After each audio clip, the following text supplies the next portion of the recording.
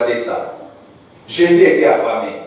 Il vient à Jésus, il dit, mais tu peux transformer ces pierres à pain et tu peux manger. Parce qu'il savait que la chair était faible. La Bible dit, l'esprit est bien disposé, mais la chair est faible. Alors les diables avaient compris que la chair du Christ en ce moment-là était dans une position de faiblesse. Alors il fallait lui proposer des choses. Jésus, malgré cet état de faiblesse de la chair, mais Jésus a dit qu'il est écrit, l'homme ne vivra pas seulement des pains, mais de toutes paroles qui sortent de la bouche de Dieu. C'est-à-dire, lorsque la chair est affaiblie dans n'importe quel domaine de votre vie, faites recours à la parole de Dieu. Il y a toujours une parole qui viendra vous secourir. La Bible dit, toutefois dans le Seigneur, il y a un homme pour une femme pour un homme. Tel que tu es là, même si tu es seul, la Bible me garantit, il y a un homme pour toi. Il y a aussi une femme réservée pour toi. Devant cette parole, qu'importe des propositions malsaines, je reste attaché, fidèle à la parole de Dieu. Comme Abakouk disait, je suis là à mon poste. J'attends cette prophétie qui a été dite sur moi. Et la prophétie qui a été dite sur toi, c'est tout ce que la parole de Dieu dit à ton sujet. Et tout ce que la parole de Dieu dit à ton sujet, qu'importe les temps, qu'importe les timings, elle s'accomplira. Et elle s'accomplira certainement. Ne regarde pas la montre. Nous ne dépendons pas de ta montre. Nous ne dépendons pas de cette montre, de ce monde. Mais nous dépendons du temps de Dieu. Amen. La Bible dit en son temps, Dieu fera toutes choses. Merveille. En son temps, non pas dans votre temps. Dieu a un temps qu'il a réservé pour nous. Et quand le temps de Dieu sort, personne ne peut arrêter le temps de Dieu. Le temps de Dieu vient avec des choses. Serviteur de Dieu, que Dieu vous bénisse, vous êtes encore jeune. Moi, j'ai été consacré à 27 ans. Depuis cette année-là jusqu'aujourd'hui, je suis dans l'évangile. Je sais, reste dans votre poste. Il y a un temps pour Dieu. Ne force pas. Même si on reste là, 10 à 15 ans. Mais tu pourras faire un ministère de 10 ans avec plus d'impact que les gens qui ont fait 40 ans dans le ministère. Parce que vous avez accompli le temps de Dieu. Alléluia. Nous courons en rien. Attendons. Il y a un moment où Dieu fera des choses. Aujourd'hui, je suis en Grèce, j'ai un ministère. Mais souviens-toi, à 97, je pense pas que tu étais encore né. Pendant que tu étais là au ciel, là, moi j'étais déjà pasteur. Donc il y a un moment, il y a un coin que Dieu a préparé. Même pour votre mari, ne pourrez pas. N'allez pas chez quelqu'un forcer quelqu'un à t'épouser. Pas là, non. Non. Non. Reste calme, regarde à Dieu. Dieu a des personnes. Il y a des femmes que Dieu a préparées pour vous. Il y a des hommes que Dieu a préparés. Il y a un travail que Dieu a préparé. Ne force pas. Si tu n'as pas l'argent, rentre dans la maison, prie. Seigneur, donne-moi un travail pour avoir de l'argent. Faites confiance à la parole de la Bible. Ne vous inquiétez de rien. À toute chose, faites connaître à Dieu vos besoins par des prières et des supplications. Si quelque chose ne va pas, prier. C'est ce que la parole de Dieu dit. Il y aurait une solution pour ça.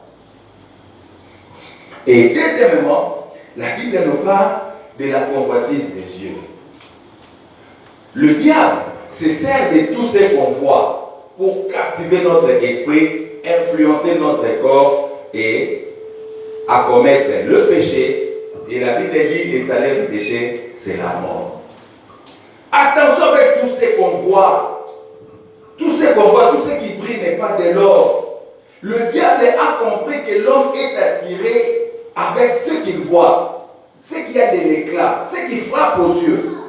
Et le diable utilise aujourd'hui cet aspect des choses pour captiver nos pensées. Aujourd'hui, nous, enfants de Dieu, nous ne sommes plus différents des païens. Ce qui captive l'attention des païens, c'est ce qui captive aussi notre attention. Comment les gens aujourd'hui sont attirés par des réseaux sociaux, par tous ces qu'on voit. Mais un enfant de Dieu, il doit plonger son regard dans la loi de l'Éternel. Il doit plonger son regard dans le miroir qui est la parole de Dieu, en fait d'être transformé dans sa gloire. Un enfant de Dieu doit regarder à la croix, car c'est de là qu'il verra sa rémunération. Mais aujourd'hui, nous avons des yeux partout comme des païens. Vous savez pourquoi Lot a connu l'échec dans sa vie? Lorsqu'il y a eu conflit, Abraham a dit, toi tu choisis. Si tu vas à gauche, moi je vais à droite. La Bible dit, lorsque Lot a regardé Sodome et Gomorrhe, la Bible dit, c'était comme un jardin de l'Éternel. C'est-à-dire, Sodome et Gomorrhe frappaient aux yeux. C'était tellement beau à voir que Lot s'est dit, oh, c'était un bon endroit pour moi de vivre. Mais vous savez la suite de l'histoire. Vous savez la conséquence. La ville a été détruite. Pourquoi? Parce que non pas l'apparence, mais la source était mauvaise. Il y a des choses qui frappent à l'œil maintenant, mais la source est déjà cachée. Même dans les églises, vous pouvez voir une église belle, vous pouvez voir quelqu'un qui fait des choses, oui, prie d'abord Dieu. Peut-être là, à l'intérieur, il y a autre chose qui soutiennent ce qu'il est en train de faire. Si c'est Dieu qui a créé les cieux, gloire à Dieu. Mais si ce n'est pas Dieu, soyons prudents. Alléluia. Il y a des choses aujourd'hui qui frappent. Les gens cherchent de l'influence. Et regardez l'autre. Il a perdu sa femme, ses enfants, beaucoup de problèmes. C'est bien. Pourquoi? Parce qu'il était attiré par ce qu'il voyait. Attention avec ce que vous voyez. Cet homme-là, il a l'argent, il est bien. Quand je le vois, cette fille-là, elle a vraiment un bon corps. Vraiment. Oui. Mais la suite, la conséquence, après ce que vous avez vu, le résultat c'est quoi? Aujourd'hui, beaucoup de gens sont en train de pleurer parce qu'ils se confient à ce qu'ils voyaient. Ne vous confiez pas à ce que vous voyez. Voyez plutôt Christ. Si votre regard est vers Christ, Christ vous orientera vers un bon choix, vers de bonnes choses. Mais si vous ne voyez pas ça, non, parce qu'elle a beaucoup étudié, ou bien cet homme c'est un intellectuel, et ce n'est pas mauvais. Il y a des enfants de Dieu élevés, intelligents, comme des Ghanéens. Amen. Hein? Un enfant de Dieu travaille dans la politique. Nous voulons aussi avoir des enfants de Dieu dans ces milieux-là. Mais comme un enfant de Dieu, ne soyez pas influencés par ces choses-là. Non. Il a une très belle voiture, il a une belle maison, il est ceci, cela, il est ceci. Il y a beaucoup de gens qui ont perdu leur vie en suivant ce qui frappe aux yeux. Attention, le diable connaît notre faiblesse. Il sait que l'homme est attaché à ce qu'il voit. Vous savez, un jour, Israël était dans la guerre. Ils sont allés combattre. David était fatigué, il est resté dans sa maison. Il est monté dans l'estrade de sa maison. Pendant qu'il regardait, il a vu une femme qui s'est baignée. Cette femme-là était nue. C'était Bersheba, la femme d'Iri. Une femme mariée qui avait son mari. Comme les yeux de David voyaient cette femme, David a été captivé par une pensée d'être avec cette femme-là, et par conséquent, il a même fait tuer son mari pour rester avec cette femme-là. Et la conséquence, la malédiction était entrée dans la famille de David. Beaucoup de choses étaient dégradées parce qu'il voyait. Qu'est-ce que tu vois? Tu donnes ton temps à voir quoi? Si ton téléphone, qu'est-ce que tu vois? Un enfant de Dieu, tu nous vois là, tu passes ton temps à voir la pornographie. Un enfant de Dieu, tu vois des gens mal habillés sur votre téléphone. Un enfant de Dieu, tu passes ton temps à écouter des injures. Un enfant de Dieu, tu passes ton temps à voir des polémiques inutiles qui ne t'amèneront à rien. Alléluia. Comment vous les faites? Comment vous faites ces choses-là? Le diable a une stratégie. Il vous présente des choses qui peuvent attirer votre attention. Et par là, cette attention va influencer votre esprit. Et votre esprit va commander votre âme par des émotions. Et vous allez passer à l'acte. Comme enfant de Dieu, disciplinons ce que nous voyons. Vous savez, Ève, lorsqu'il avait pris le fruit, la Bible dit, le fruit était beau. avoir. Acclamons la parole de Dieu. Amen. Hein? Le fruit était beau à voir. Et il était tombé là. Attention, aujourd'hui, le diable cherche aussi à te faire tomber par ce qui frappe aux yeux. Ici, la Bible dit, Jésus s'est levé comme une feuille de plante. Il n'avait rien d'éclat qui puisse nous frapper. Il n'avait point d'éclat. Est-ce que vous comprenez? Jésus, il était sans éclat. C'est-à-dire qu'il n'était pas des personnes que quand vous le voyez, oh, non. Il était sans éclat. Mais en réalité, c'était lui Dieu. C'était lui qui avait toute puissance. Alors si vous vous comptez sur des apparences, vous risquerez de faire de mauvais choix, vous risquerez de prendre de mauvaises orientations un jour qui vous coûtera. Un enfant de Dieu, il n'est pas frappé par ce qu'il voit, mais il prie. Parce que ses yeux sont fixés à la croix Golgotha. Lorsqu'une situation se présente, il faut d'abord regarder à la croix avant de regarder la personne. Il faut d'abord regarder à la croix avant de regarder à l'opportunité. Parce que ça peut cacher quelque chose qui pourra vous déranger demain. Acclamons la parole de Dieu.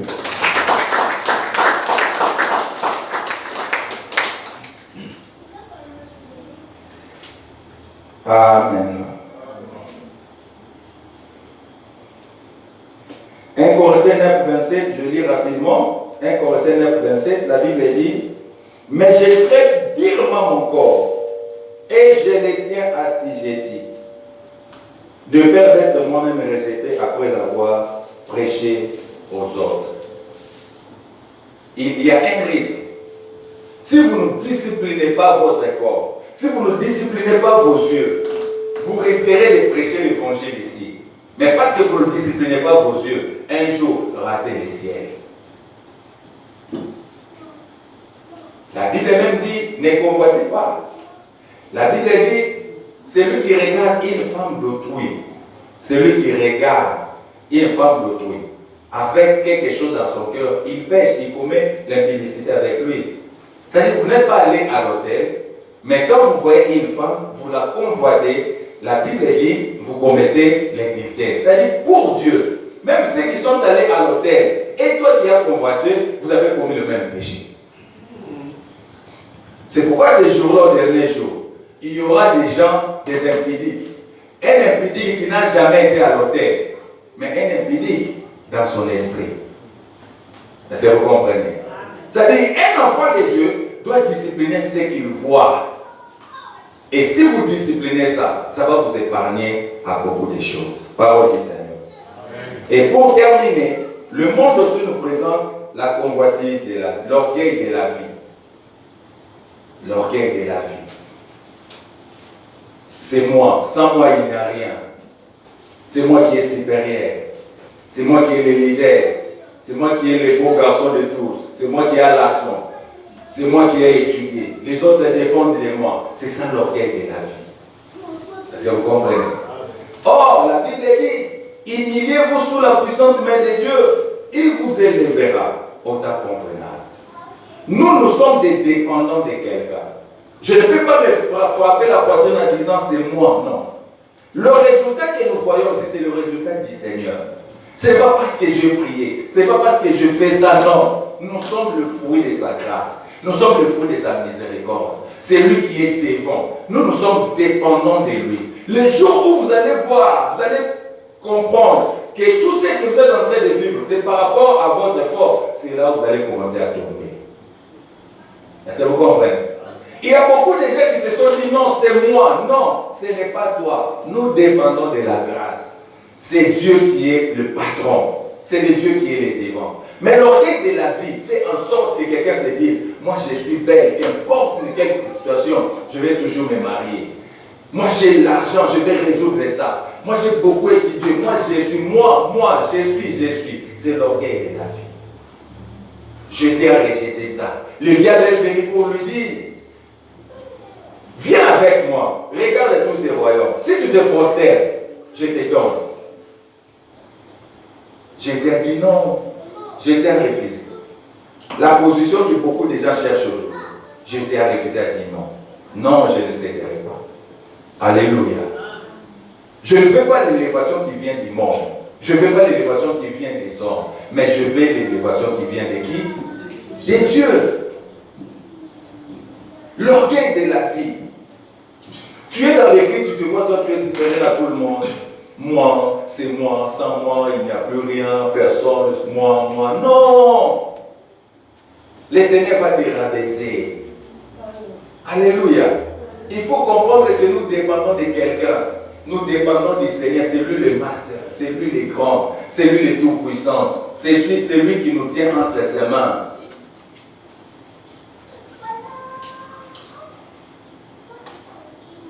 L'orgueil de la vie. Faites attention, mes amis. Toutes les qualités que Dieu t'a données, c'est pour sa gloire. Ce n'est pas pour que tu puisses t'enorgueillir. Si Dieu t'a donné l'intelligence, c'est pour sa gloire. Si Dieu t'a donné la force, c'est pour ta gloire. Si Dieu t'a élevé à une position, c'est pour ta gloire. Si Jésus est en train de vous diriger, c'est pour sa gloire. Ce n'est pas pour m'enorgueillir. Parce qu'il peut m'enlever, mettre quelqu'un d'autre. Il l'a fait. Un jour, il était avec Paul, il était avec Pierre. Ils ne sont plus. Alléluia. Ils ne sont plus. Aujourd'hui, c'est moi. Demain, ça peut être mes enfants.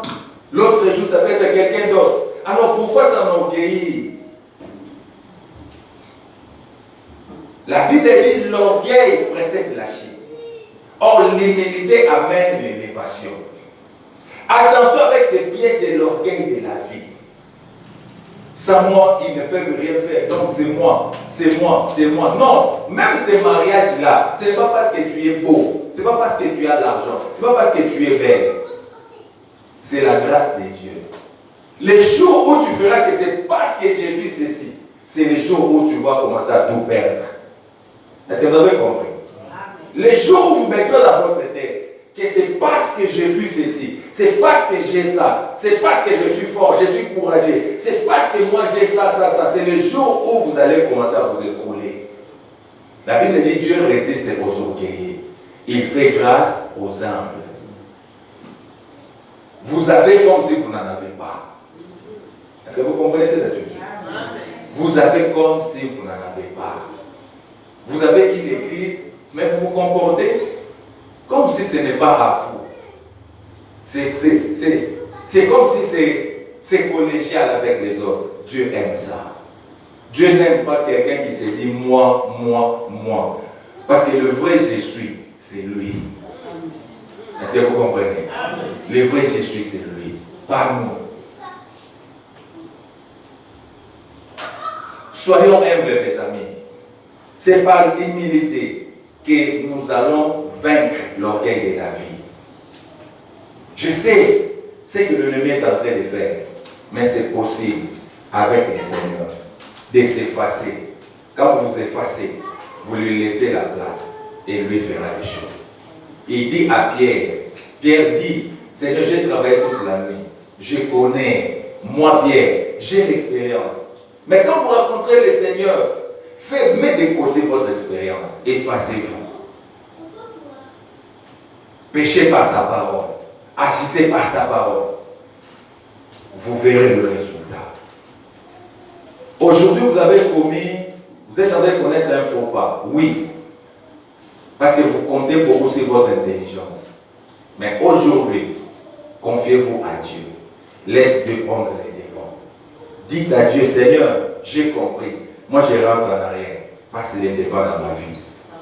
Et s'il passe les devants, il y aura un résultat. Lèvons-nous, s'il vous plaît. Compte tenu des temps, nous avons passé du temps, on voit qu'on n'a pas beaucoup de temps pour prier. Dimanche prochain, on va vraiment prier. Dites simplement à Dieu, Seigneur, passe devant, oriente-moi, que moi je te suive. Prions au nom de Jésus.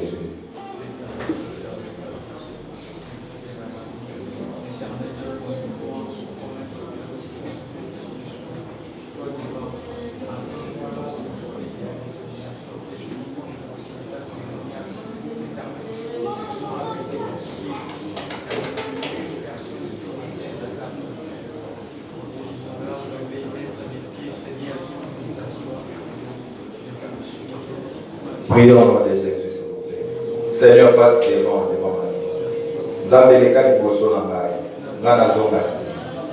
Zambeleka liboso. Yo te dirige. Na compter na makasi na compter na beauté na compter na moyen na compter na position moko na ça na mo. Te nzambe. Na compter sérieux.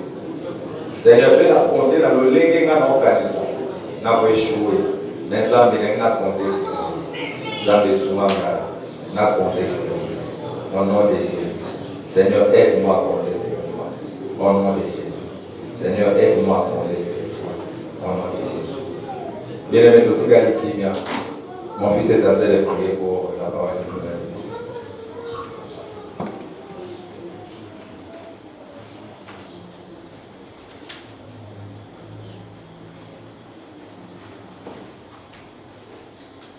Nous prions. Éternel Dieu des armées de gloire, Père éternel Saint, nous te disons merci. Papa, merci pour la parole ce matin.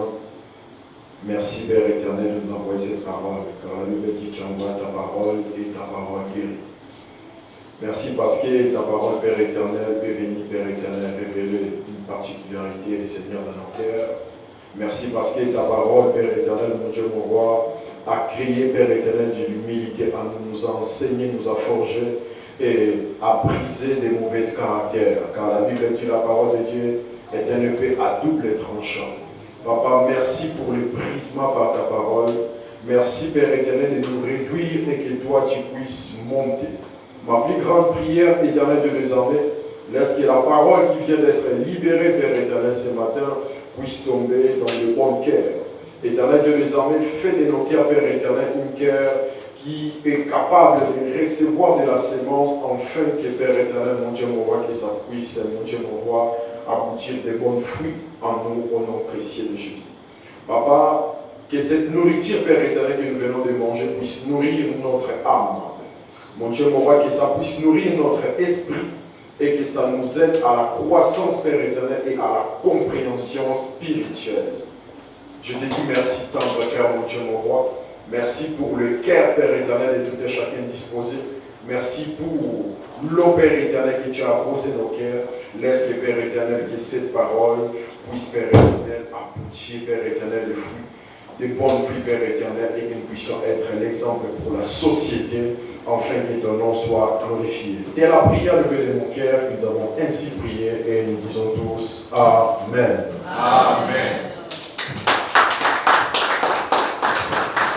Acclamons pour Jésus. Nous sommes bénis. Merci Papa pour la parole. Nous allons